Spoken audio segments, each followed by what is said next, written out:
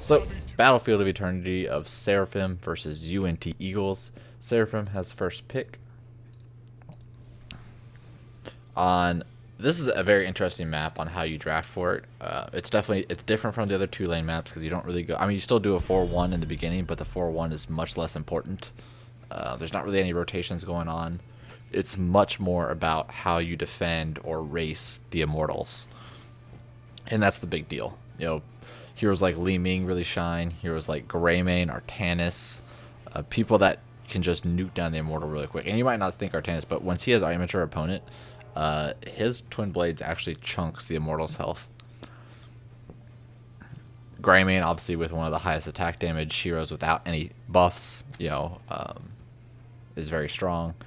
I think we found out that new Robo Goblin Gazload is also one of the top AAs, but he requires level 10, so it's kind of like out of that realm of comparison because level 10 difference. But Seraphim decided to ban out Ragnaros, not looking to ban either Artanis or Greymane or Li Ming. I was hoping to pick out, when there's top 3 like that, sometimes you kind of ban out one of them because you're going to get one, they're going to get one. And now there's going to be, you're going to get one, they might get 2, unless they ban one of them. And that might be what they're expecting. Other people that I've seen other kind of niche plays on this map with drafting the hammer and getting like a double front line that are just playing defense while your hammer sits in the middle and hits both the immortals. That becomes very strong. Trying to think, I've seen Azmodan with kind of just push, and then you have laser build for the immortals. And there's the Artanis ban. No, that's not to say that Artanis is not banned just because he's a strong hero with the swaps, but actually going with the first pick Tassadar. So they're basically saying that, hey, we're going to look to team fight a lot more because Tassadar doesn't help with the race. He's not a solo laner. He's strictly an enabler with some damage added in with the shields. So they're basically saying, hey, we're going to probably be looking to fight more often, or we realize that this map tends itself to a lot of team fights. And it does. So if both teams race the very first immortal, which one team is guaranteed to win, whether it's going to be a faster comp or the fact that they just get to the immortal faster, which is a big deal in the first one, then the other team, like the losing immortal team, will usually defend and push into the other side. Ready for duty.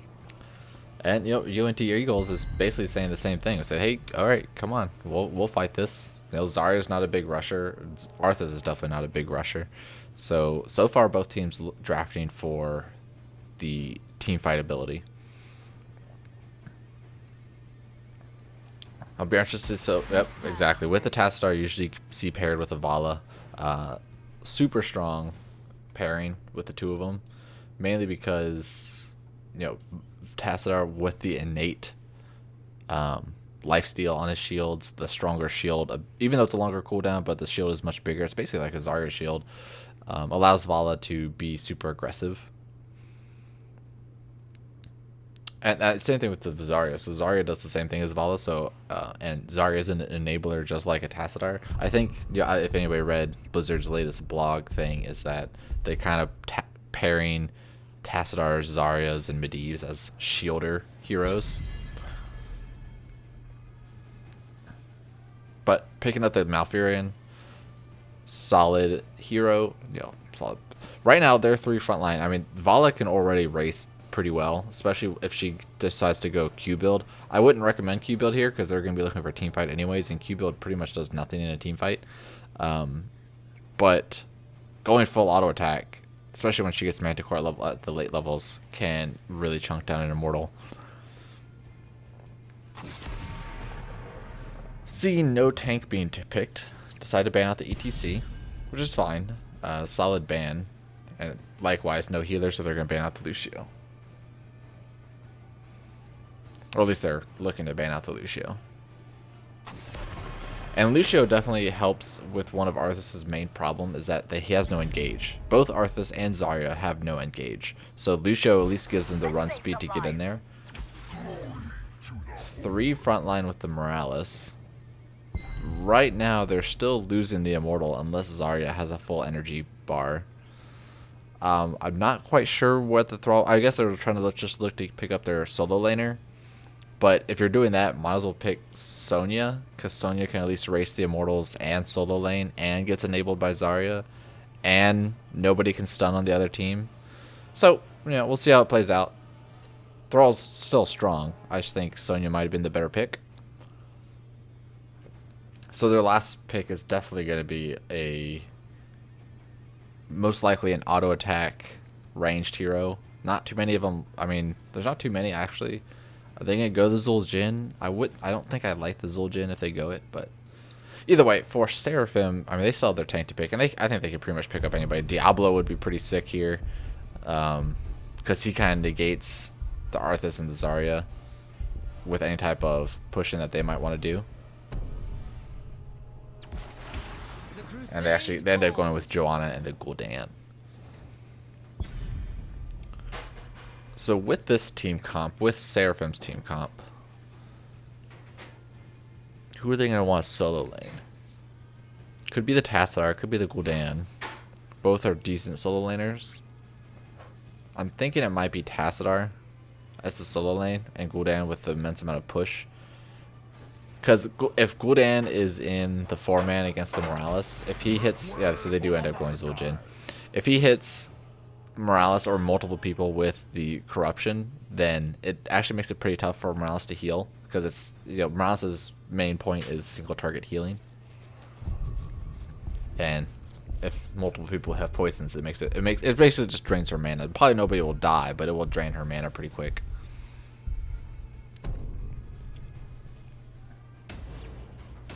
So, there's the draft for Battlefield of Eternity. A little odd. I don't think I would have expected to see Thrall or Gul'dan on this map. But UNT Eagles does have the portrait synergy, that Tespa portrait. I believe that means they definitely participated in Heroes of the Dorm at least last year. So, or at least I did something with it. I think it's from participating in Heroes of the Dorm. So they are a Heroes of the Dorm team. So that's pretty cool. But right off the bat, I mean, I feel like I like Seraphim's draft better. But what do you guys think? Let me know. There's no portrait synergy for him, so it's hard to go against him. I did lose last time when I went against the portrait synergy, so maybe I shouldn't make that mistake again. But game number 1 of 1, you got Hawkpyre on the Malfurion, Shiggity on the Joanna, a Rubber Duck on Tassadar, Leveco on Gul'dan, and DJ Hellscream on the Vala. Z Fury on the Zul'jin, Calgar on the Arthas, Ekin on the Morales, Lucid on the Zarya, and Drizzle on the Thrall. So we are actually going to see, we are going to see the Tassadar top lane against the Thrall. It's as expected, and Tassadar should be fine here because as long as he just keeps his shield up on himself constantly and storm the wave, he should be perfectly fine there. Oh, I forgot to change my observers. Oh, I'm sorry, guys. So like right now you can see them all on top, but that's completely forgot about that. I'll definitely do that right after this game. The push power from Seraphim right now with the Gul'dan and the Vala is just going to be so strong. Zul'jin doesn't really have any AoE, and if he gets too aggressive, he's just basically trying to feed Zarya some energy. She's half health. But, I mean, look at the mana difference already for the Morales versus the Malfurion. And as long as Gul'dan constantly is able to get corruption hits on people, then he's going to be completely fine. He is going to go corruption stacks instead of Fel Flame. Which I think, I mean, you see a lot of the pros going Fel Flame now. I think corruption is still better. Especially it's going to be against Morales. Look at that damage. Calgar almost half to backing almost. But he's going to use the well. Gets a big root, but not in range for anybody to follow up on.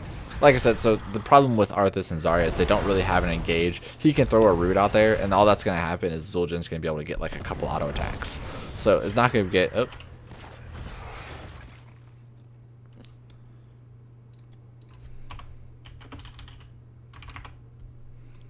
I saw somebody lose their connection.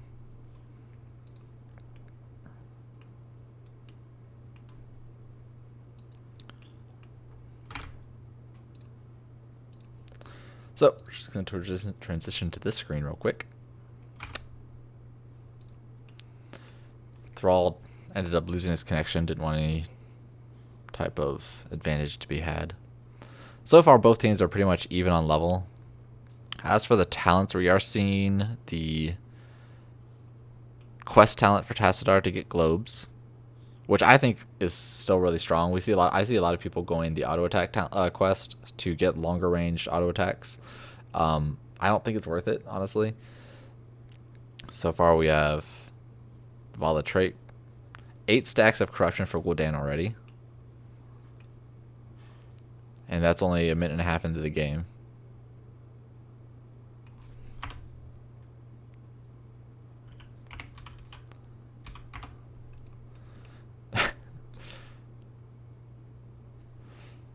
And Arthas is going the Howling Blast questing, which is, I think, guaranteed. Like, you have to go that talent. That quest is so good. After rooting 5 heroes, Howling Blast cooldown is reduced by 2 seconds. That's huge. And it's only 5 heroes. I think that's super easy, which he's already gotten, actually. After rooting 10 heroes, Howling Blast range is increased. So he's already halfway there. And after rooting 20, roots all enemies in its path. And that's just sick. Zarya is 7 stacks on her Demolition Expert. And Zul'jin's going auto attack build. So, pretty standard talents right off the bat. But so like what UNT Eagles is going to be looking to do here, I think, is they're probably going to be looking to invade all the time between the Zarya and the Arthas, always being looking to defend and trying to leave Zul by himself. But the thing about that is that if Seraphim's able to recognize that, Zul doesn't really do any damage to the Immortal unless he's really low on health. That way he gets his DPS out. And he can obviously kill himself, essentially, with his trait. But once you start noticing that, if you just send one person sneak around like that, you can just kill the Zul. It's very easy. I've done it multiple times. And granted, I'm sure a team's not going to let Zul just sit there half health. Or lower than half health. He'll probably sit around half health himself. But if you're able to catch something like that, that is such a big win. Oh, are we back?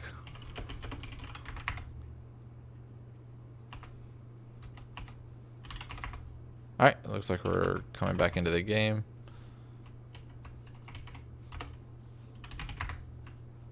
I messed up a little bit. What is happening? Alright, we're gonna resume. Transition back to this. There we go, we're back. So, I think I was ranting off a little bit. They were actually ready before it needed to be. So, favorable position for Seraphim with the Immortal spawning at the bottom, since they're all 4 of their members are already bottom.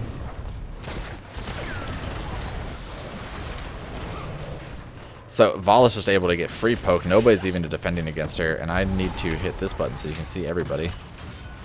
They are deciding to trade, and with that, Seraphim's easily ahead. And we're gonna see if they're gonna try to defend here. So that's one of the issues with this map, is that if you happen to have the good trade, where just because maybe if they wouldn't have been faster, but if UNT Eagles Immortal was bottom, they might have actually been able to race a lot better. They caught up pretty good. Like, look at Zul. Look how low he is. If they do that where he goes off by himself, he can just die. But winning the Immortal helps out Tassadar with his orb build. We're actually seeing Moonburn from the Mafia, and I didn't say that before. So swapping the 4-man, pretty normal to get the most value out of the first Immortal. The first Immortal doesn't do much. It's just gonna probably kill the first 2 towers, and that's about it. This is Division 1 Adept. Now they don't have the Tassadar here, so they can't be too aggressive, but they do have the Immortal, which is kind of like a half a hero, I would say. It does put out a lot of damage and it does peel like that. Look at that! Look at that! Arthas peel. Calgar almost eating it. Zul'jin's going in there trying to get some damage in. And now that only let him get a half a level lead. You know, not a big deal. We're gonna see both teams pretty much swapping to get mercs at this point. We might see a fight up here in the top lane of seeing get a 4v4 mercs, but I would rather like to see Seraphim kind of just leave one person defend here and the rest of them rotate bottom. It takes a lot longer, but if they were to like poke this a little bit, you know, they could have easily gotten a lot more delay on that. Now they're going to be able to rotate to the bottom just fine. Now, if you think you're going to win the 4 lane, but they didn't because Malfurion had to heal and had to back completely, they probably could have contested that, and I'm sure they probably have the stronger 4 man because they were winning bottom lane. But they just didn't have the mana for it. It's just unlucky. I hope they're just going to hold on to this and not actually cap that. Usually you want to save the knights for right when the immortal spawn, so that way you force the other team to have to respond to the immortals. What's going on with this Arthas guy, with this Thrall guy?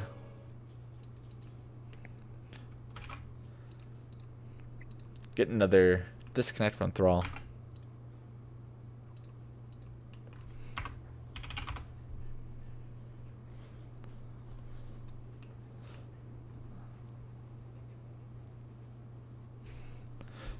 Switching routers. I guess he must have been playing on wireless. Yeah, so a lot of times you want to save those knights for right before the immortal spawns, so that way they're going to push on lane, because the knights will take a fort. They will continue to push until until you clear them. So they will take a fort, so they have to be dealt with. And so that way it forces a member to be off of the immortals. So a lot of times you want to take that at an opportune time to where they are forced to do either the immortal or clear the knights. Since they took it so early, the immortal's not going to spawn for at least another minute, maybe a minute and a half. So they're going to have plenty of time to clear those knights out.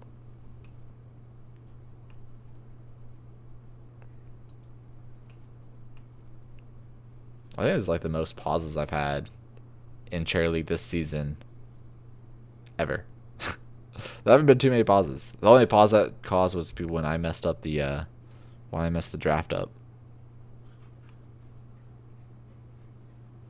Looking at talents, we got Give Me 20 from Zarya. The Frozen Waste questing talent from Arthas.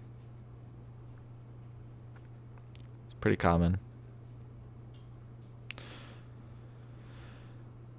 Kala's Light from Tassadar. Basically going the full I'm going to buff Vala build.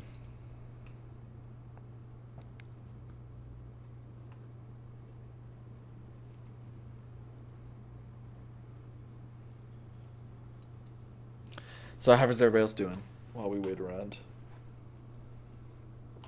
Mika, come here. Come here. Over here. Touch. Let's see if she'll do stuff. Sit. No. Here. Sit.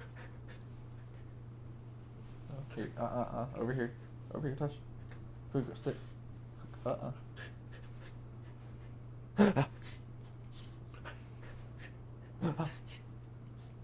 Good girl. Dog stream. Okay, we're back. Good timing. Both teams are ready. We'll do 3, 2. I keep doing this. 1. Turn to game. Transition. What the heck? Resume.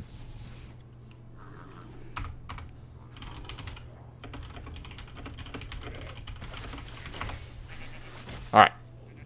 So, like I said, Knights are going to push top. Right now there's only Gul'dan, so they're going to get some push with this. I was actually wrong. The Immortals were spawning really quick. That seems faster than I remember. But, yeah, so Knights pushing for Seraphim right now, and they're going to be able to, UNT is going to be able to clear it up pretty easily, I think. It is going to leave 2 people to delay to the Immortal, and it looks like they're just going to defend until, actually they're still going to race here. They don't have Zul'jin, so there's no way they can race at all. but he'll make it there eventually. They'll make it there for the rotation. Knights have not been finished up yet, so those knights can continue to push. Oh, the fort ended up focusing the knight and killing it, so that's pretty lucky for him. Here we're gonna see the defense. It's actually gonna be Seraphim defending and killing off the thrall. Tried to walk this way and then decided against it and walking up north, and that was his mistake for Drizzle. Maybe the new router didn't help him out, man. New router doesn't help with decision making. So going back to the race, Seraphim picks it up once again. About a half health immortal, pretty good. Tassadar not here for the orbs. Oh, I like it. They're waiting for the Tassadar to get his quest going. And that's a big deal. So it takes them what? They reduced it to 30 to they reduced it to about 30 to get the max questing time for Tassadar, and that's, and he's already halfway there. Top fort is, dude, Drizzle. Okay, he's coming back. What is happening?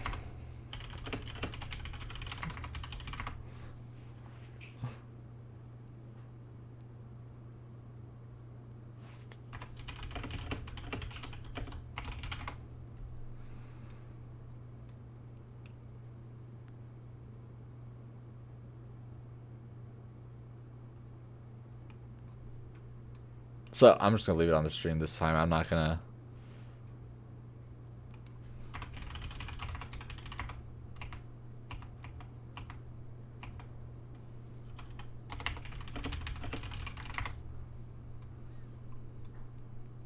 Alright, they want to play with the bot, so let's just let them. They're going to have to do some epic pings.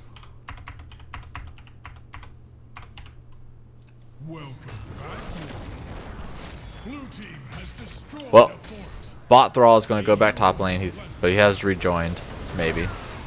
Seeing a 5-man push here, they're almost level 10, and they're going to be looking to push really strong here with level 10.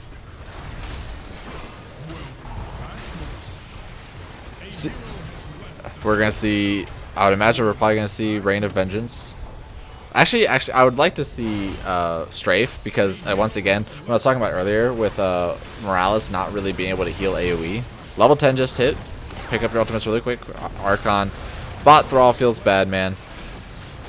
And there's the Blessed Shield trying to focus on the Zul'jin. Zul'jin does not have Tazdingo yet, and that's going to give him a free keep. I wonder if they're actually going to push to core. I mean, Gul'dan is almost finished with his corruption stacks. If we check on this one, he's 3 away. Basically right there. Dog stream, best stream. I agree. They're going to look to rotate up here, just try to get a free fort. Easy decision. I mean, once again, Thrall, it's a bot. It's unlucky for him. But they're still level 10, and there's still a whole nother level until level 10. Arthas has got one more Howling Blast until he finishes his quest, and that's going to make it a lot easier to lock people down.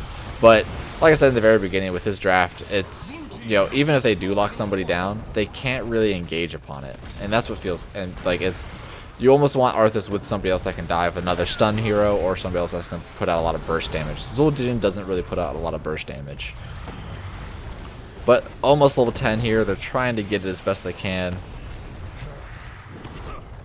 Zarya actually finishing her Demolition Expert quest as well. And with the map full control going towards Seraphim, they're just going to back and take all the mercs that they can. They'll rotate up here, rotate bottom. By then, Eagles will have level 10. Fury taking a lot of damage here. Does it seem like these immortals are spawning a lot faster? I feel like they're spawning a lot faster. They're actually going to look to invade here. Just level 10 was just reached. Night Sphere right on the point, but no expulsion zone hitting onto it. Came out a little late, and it actually separates Zul from the rest of the team. Trying to get value out of Tazdingo and the nice body block by the Johanna. And that's a 4-0 team kill. That invade was clutch. Especially with the fear. The fear was right on the point. Explosion zone came out a little bit later because of the fear. And they're actually going to look to core here. Everybody's going to be up in about 5 seconds. I don't know if they're going to... I mean, they might have enough damage. Looks like they might just be giving it up.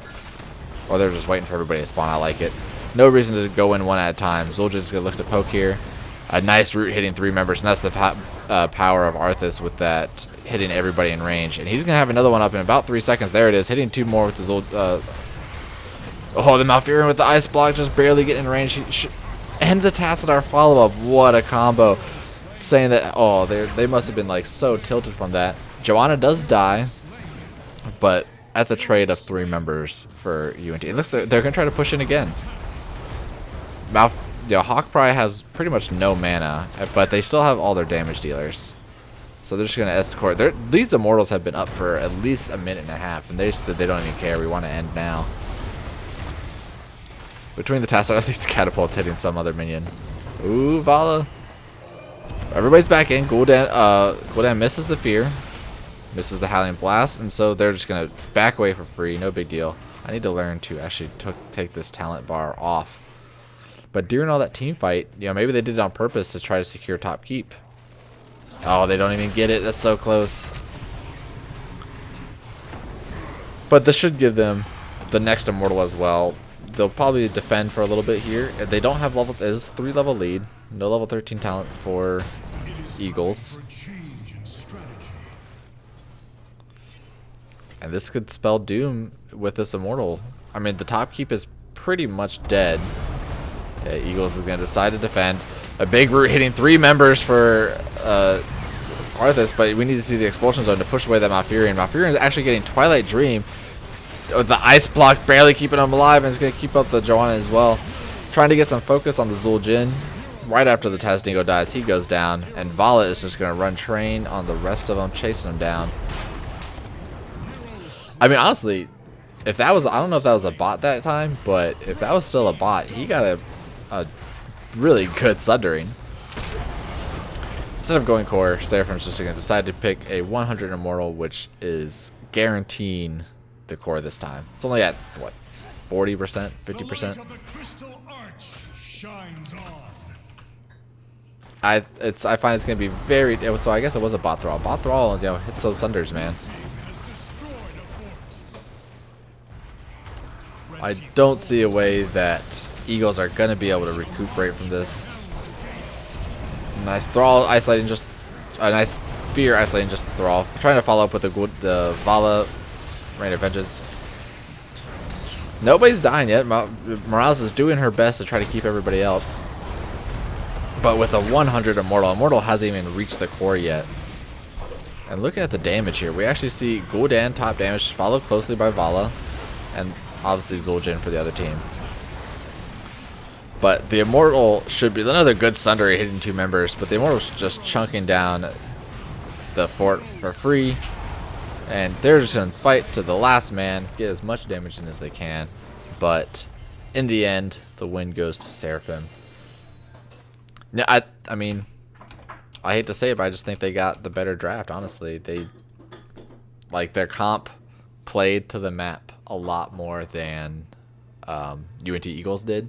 They kind of, I don't think Zarya and Arthas put together on that map gets too much value.